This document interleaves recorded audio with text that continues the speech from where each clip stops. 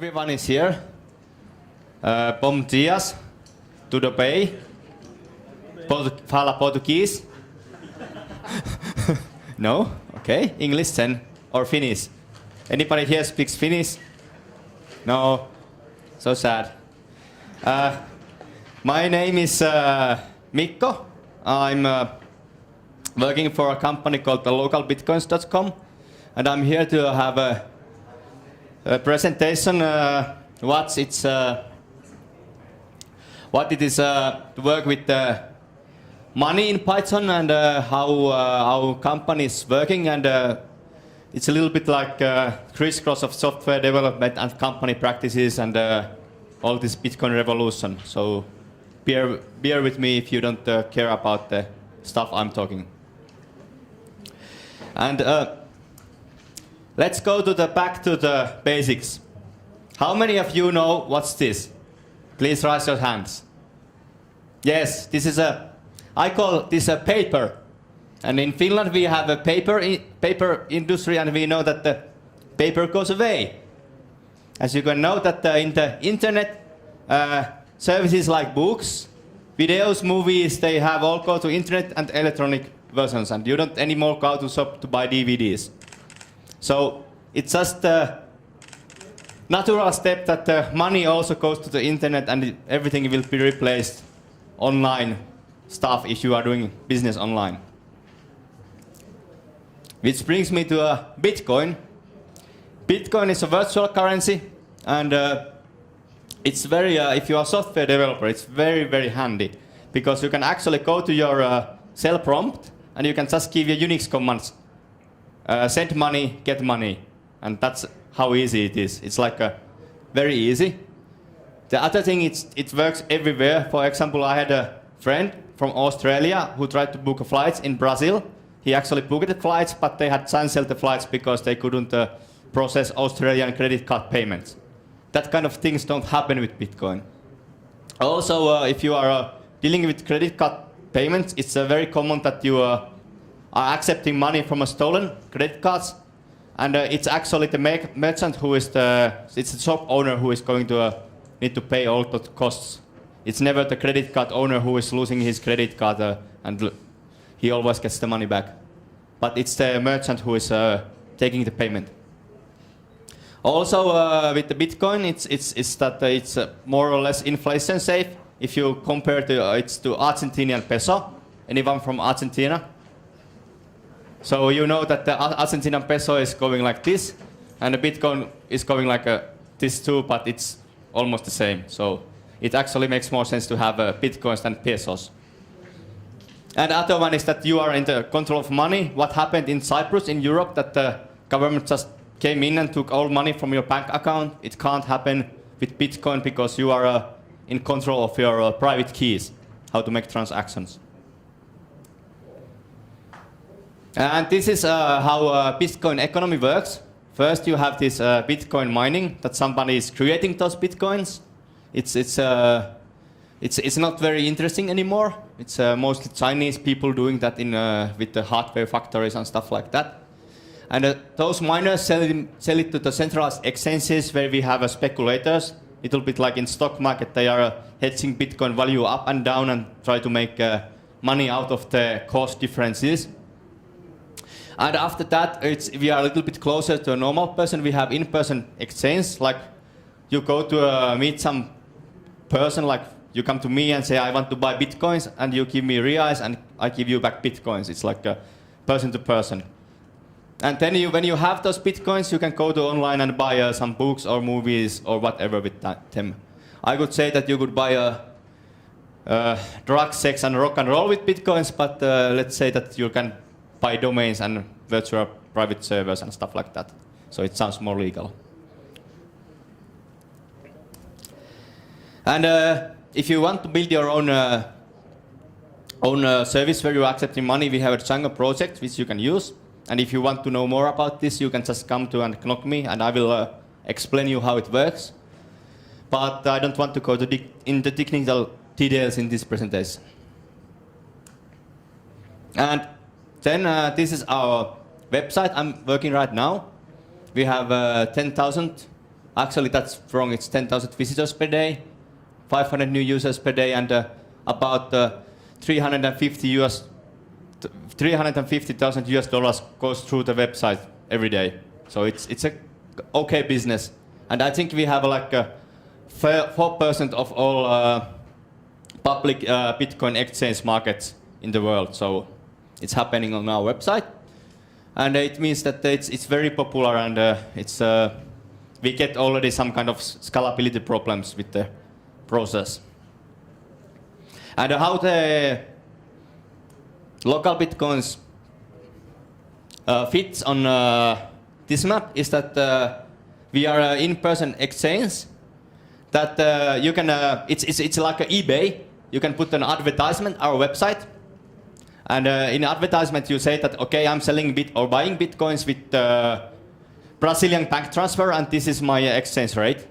And then other people can come to website and find your advertisement, and then they can contact you and say, hey, okay, I want to buy your Bitcoins. And the trick here is that we are supporting, because it's like in person to person, it can work everywhere where we have people who can actually put up the advertisement and have some kind of payment method going on. So it works all around the world. Western Union, PayPal, and if nothing else, it works with the cash. And we have even guys who have a kind of deals that, okay, if you send me a MacBook Pro, I will send you the Bitcoins. Okay, and that's about our website. And now I talk about how our company works. In the 60s, when NASA was still doing this space business, and there was a space race going on with the US and the Soviet Union. If you went to visit NASA and asked Johnny Yater there, the guy who is cleaning the floor, that, okay, what you are doing here? And the answer was, I'm here to put man on the moon. So everybody in the NASA knew what they were going to do there and why they are doing the task, what they are right now doing. And the same thing is with our company, that every time you are creating something, writing code, writing blog post, or going to toilet, you know that how this will be beneficial for the company, how much money we will make out of it, or how less losses it will create. And this is very important because I have been in past been working with big corporations, and usually in there, if you are doing software development, you only see the costs. That you know that, okay, our project will cost like 50,000 euros because we have 5 persons and everybody is working for 10,000 euros per day. And those guys who are seeing these numbers, they are actually never seeing how much money comes out from the work. And it usually leads to the fact that you are trying to minimize the costs, and you are then moving all the software development to India because it looks like it's cheaper. But also you are going to lose your profit that way. So it's very important that everybody in your company knows where the money comes from and how it's feeding you.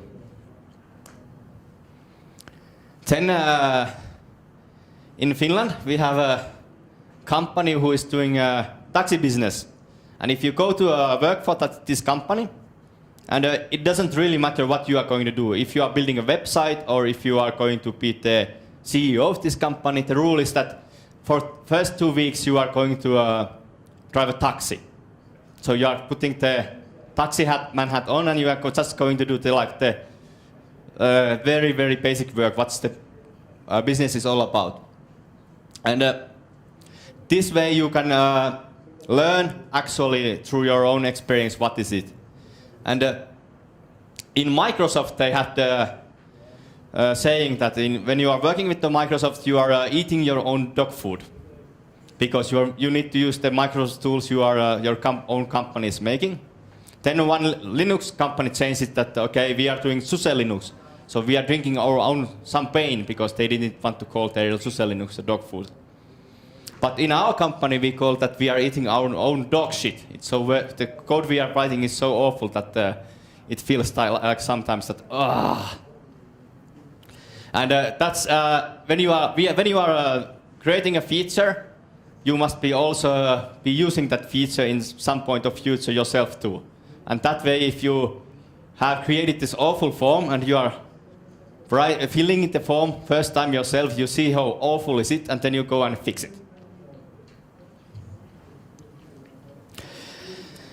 And other one is just do it, because usually if you are planning something and you are making careful plans and then you are actually executing those plans, they are not probably what's going to happen is not probably what you were planning in the first place, and then you need to go to a drawing board back again.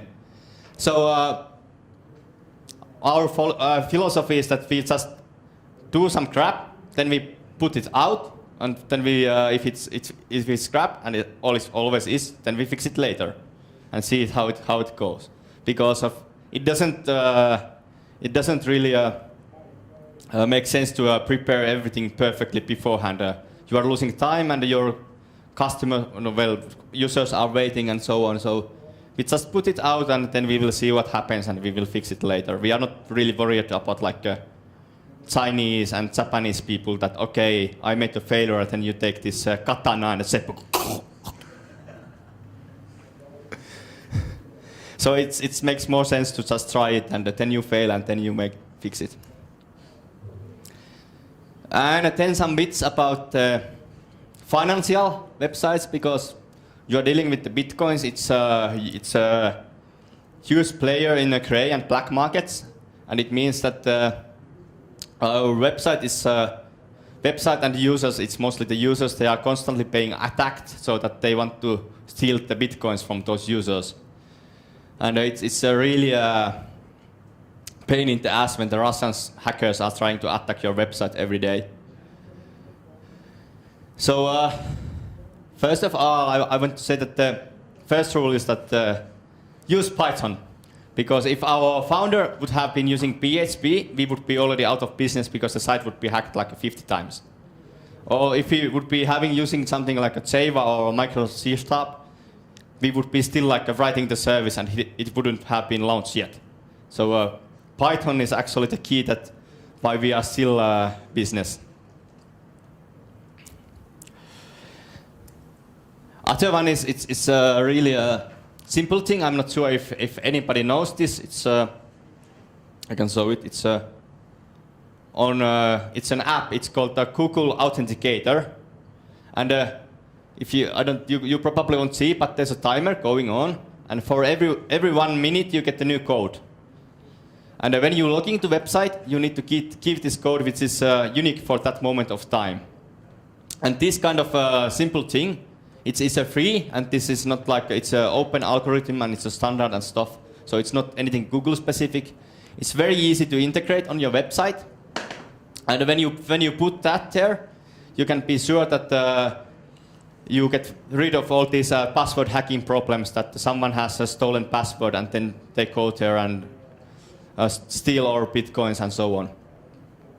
And I know even in some countries we have a huge problem with the fact that in UK, Australia, and German, when you have online banking, you are dealing with your real money. You don't have a two-factor authentication. You have just like a username and a PIN code. And you can access all the bank account with that information. And of course, it's a problem, because we have Windows users, and their computers get compromised with malware, which means that the hacker gets in the computer, it has a total bank account access, and then they are trying to convert those monies to Bitcoin, so that they can actually move the Bitcoin somewhere else. And it's very sad, because banks are really not caring about the user security, and it's always the poor customer who is losing their money. But if you are using two-factor authentication, there's no problem with this kind of malware or whatever. And one is also it's called Apache mod called fail to ban. It protects your websites against brute force attacks. Like someone is trying to log into your website 1,000 times with certain username, it will stop it after 5 attempts or so. And it's very easy to install on Apache or Nginx, and it's very easy to install your integrate to your services like a Plone or Django.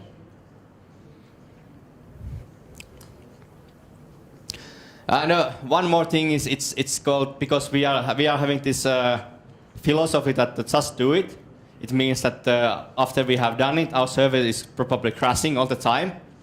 So we are using a Python tool called Sentry, which is a logging server. So we are not using the file logs, but all the exceptions and all the log messages will go to the Sentry website, and it performs a basic analysis for it, and it actually shows you what are the critical errors which happens like all the time and preventing users to do stuff, and what are like just happening sometimes once in a week. And it means that when you deploy a new change on the website, you go to see the Sentry and see if any errors start to happen there. And if there happens, then we just fix it quickly and deploy again. And that's about it. I think I can. Yeah, we are hiring freelancers. We want to have people who are working with the Django and Python. We have a lot of our business is growing fast, and we don't have enough time to fix all little bugs in all open source projects we are doing. So we hope that we could find people who can be reliable freelancers. It doesn't really matter where you are. We can pay you with Bitcoins, and we can just point you a little tasks which you can do. You don't need to be even full time. So please come to Knock.me if you want any money. And then if you are a Bitcoin enthusiastic, we can try to promote Bitcoin globally. So if you want to bring Bitcoin to your own country, we can help you with there. And also, of course, if you want to have some Bitcoins now, I can sell you them. Just come to Knock.me later, and I will give you, so you can try them out. Okay, I think that's about it, and now we have probably a lot of time for the questions. Any questions? Yes, please. I'm trying to summarize the talk. So when you're saying that if you want to make money with Python, you can just build an exchange system for Bitcoins. That's one way. Yeah, that's one way also. But yeah, it's yeah, you can summarize it that way. there are two other ways, but that's the yeah, no, I think it's more like point of the talk is that you need to have what kind of company culture you need to be there behind that you can actually make a profitable business. I hope that's the talk. Other questions? It's a question about Bitcoin. How exactly you can talk? What about the taxes? It really we are paying our taxes to Finland, and it really doesn't matter what kind of money you are using, because in the end, if you are a company, if you are a private person, it might be a little bit different. But in the end, if you are a company and you are paying out money or accepting money, you always have a receipt. And if you don't have a receipt, you are cheating your taxman, and then you will go to jail. So you can, if you are having, for example, e-commerce site where you are taking Bitcoin transactions, you of course have this receipt and you put it to your accounting. And in Finland, it's because virtual currencies are a new market, and the exchange rate is going like few all the time. So the current recommendation is that at the end of every day, when you did the business with Bitcoins, you take the exchange rate of the day and use that into your accounting purposes. And with that kind of exchange rate, then you are paying the taxes of the transactions made. And of course, the problem is that you need to convert Bitcoins back to euros to pay the taxes. But we are it's currently if depending on your country, if you have a country like Finland or USA, it's very easy to convert Bitcoins back to euros and other way. So making euros to pay the taxes is not a problem.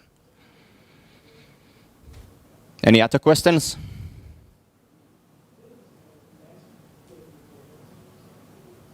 Please. Trying to make the question. I'm trying to think what I want to say about the exchange going up and down. I worry about that a little bit because Bitcoin looks a bit more abstract than the money that you're selling, something like that. And some years later, there were a lot of services that give you points for doing things, and you trade the points for products. Like if you have 10 points, you can get a DVD. Mm. But a while later, when more users come in, it gets more easier to get points. Now instead of 10 points for DVD, you have to give 40,000 points for the same DVD. Yeah. And is there a risk of this happening to Bitcoin? It going too far the exchange because it's more abstract the way you can get points. Yeah, I think there are two parts in this question. First is that how you set the price of certain service or product, and the rule is that you never use Bitcoins for pricing because the exchange rate is going like this, but you base your prices for euros and dollars for now. So when you are buying something and even if the daily Bitcoin rates changes, as a merchant, you will always get the same amount of Bitcoins. You have to set the price of the sales and products to the real currency. Yeah, yeah. And other part of this question is that Bitcoin is so-called inflation safe storage of value. That unlike what could be a good example, like United States dollars. So when the United States needs more dollars, they will just print more out, and it means that the value of dollar compared to the service is going down. So the people are losing the value of the money they have on their bank account because it's inflating. But in Bitcoin, it's actually built in the protocol itself, how fast and how much Bitcoins you can have in circulation.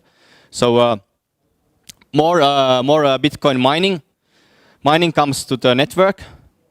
It's the process of getting new Bitcoin slows down. So it's kind of balancing it out, and so that there is no inflation in Bitcoins.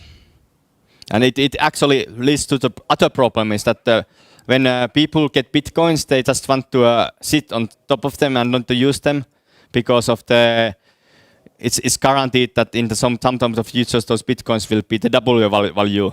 So they are making waiting that Bitcoin price goes up and then they are selling them. Not like stocks exchange, stocks.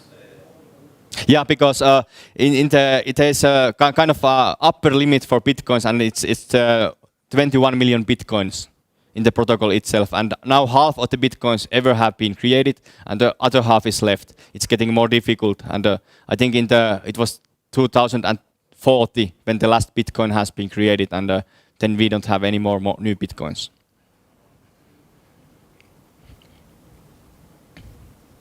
Yeah. Who sets the exchange rate of the Bitcoin? It's you. When you are selling or buying the Bitcoins, you can say that I want to have 5,000 euros per one Bitcoin. But it means that no one probably will come to buy your Bitcoin. So basically, what happens right now, it's we have so-called centralized exchanges, which work more like a stock markets, and people are using average value of biggest exchange. So there's a website called bitcoinaverage.com, which shows all the different values in different currencies, because it also depends if you are doing USD or euro. So, but they just take the average of exchanges, and that's like the normal.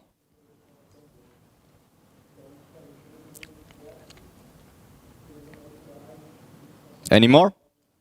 Okay, I think you can. Oh yeah, if you want the Bitcoin, just go to this URL, and there's our website, and they will have my offer to buy Bitcoins with reais. And if you have any more questions, just come to knock me after the presentation. Thank you.